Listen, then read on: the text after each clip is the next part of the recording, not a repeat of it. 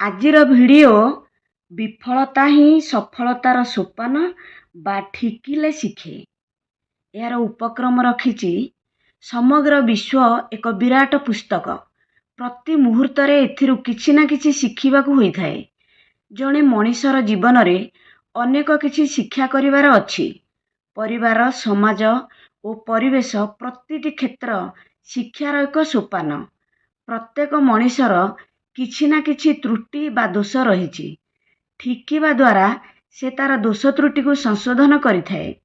ସେଥିପାଇଁ ଇଂରାଜୀରେ କୁହାଯାଇଛି failure is the pillar of success.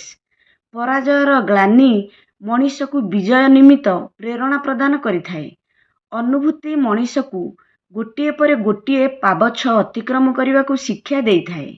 ମଣିଷ ତା ଜୀବନକାଳ ମଧ୍ୟରେ ବହୁ ଅଭିଜ୍ଞତା ଲାଭ କରିଥାଏ। ଏହି ଅଭିଜ୍ଞତାରେ ଥାଏ ଜୟ ଓ ପରାଜୟର ସ୍ୱାଦ। ପରାଜୟ ପରବର୍ତ୍ତୀ ସମୟରେ କୃତକାର୍ଯ୍ୟ ହେବା ପାଇଁ ପ୍ରେରଣା ଦେଇଥାଏ। ସେଥିପାଇଁ କୁହାଯାଇଥାଏ ମଣିଷ ଠିକିଲେ ଶିଖେ।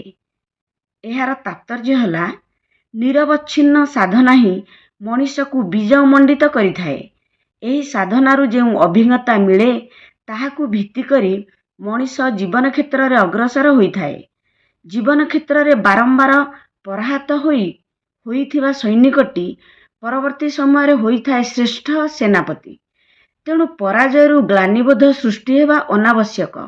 ବରଂ ସେହି ପରାଜୟର କାରଣ ଅନୁସନ୍ଧାନ କରି ତନ୍ମଧ୍ୟରେ ରହିଥିବା ତ୍ରୁଟିଟିକୁ ସଂଶୋଧନ କରିଦେଲେ ଜୀବନ ସଂଗ୍ରାମରେ ସେ ବିଜୟର ମୁକୁଟ ପିନ୍ଧିଥାଏ।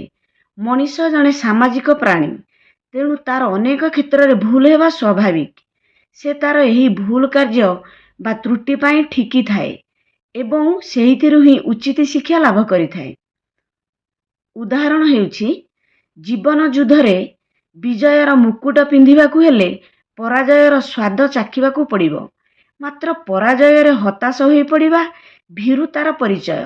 ଛାତ୍ରଟିଏ ପରୀକ୍ଷାରେ ଅକୃତକାର୍ଯ୍ୟ ହେଲେ ସେଥିରେ ବରଂ ଭାଙ୍ଗି ନ ପଡ଼ି କେଉଁ କାରଣରୁ ଅକୃତକାର୍ଯ୍ୟ ହେଲା ତାର କାରଣ ଅନୁସନ୍ଧାନ କରି ନିଜକୁ ଠିକ୍ ରୂପେ ପ୍ରସ୍ତୁତ କରିପାରିଲେ ସେ ନିଶ୍ଚିତ ଭାବରେ କୃତକାର୍ଯ୍ୟ ହୋଇଥାଏ।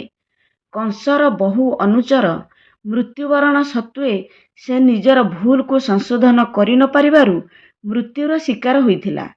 ରାବଣ ରାମଚନ୍ଦ୍ରଙ୍କ ବୀରତ୍ୱର ବହୁ ପରିଚୟ ଲାଭ କରିବା ସତ୍ତ୍ୱେ ନିଜକୁ ସଂଶୋଧନ କରି ନ ପାରିବାରୁ ଶେଷରେ ମୃତ୍ୟୁବରଣ କରିଥିଲା। ଉପସଂହାର ହେଲା ଠିକିବା ବା ବିଫଳତା ମଣିଷର ଏକ ଶିକ୍ଷା। ତେଣୁ ପରାଜୟରେ ମ୍ରିୟମାଣ ହୋଇ ନ ପଡ଼ି ବରଂ ନିଜକୁ ଅଧିକ ସଜାଗ ଓ ସତର୍କ ରଖିପାରିଲେ ବିଜୟ ଅବଶ୍ୟମ୍ଭାବୀ। ବିଫଳତା ନିନ୍ଦନୀୟ ହୋଇ ନ ପାରେ, ପରନ୍ତୁ ଏହା ମଣିଷକୁ ଅଧିକ ତ୍ରୁଟିଶୂନ୍ୟ ଭାବରେ କାର୍ଯ୍ୟ କରିବାକୁ ଶିକ୍ଷା ପ୍ରଦାନ କରିଥାଏ।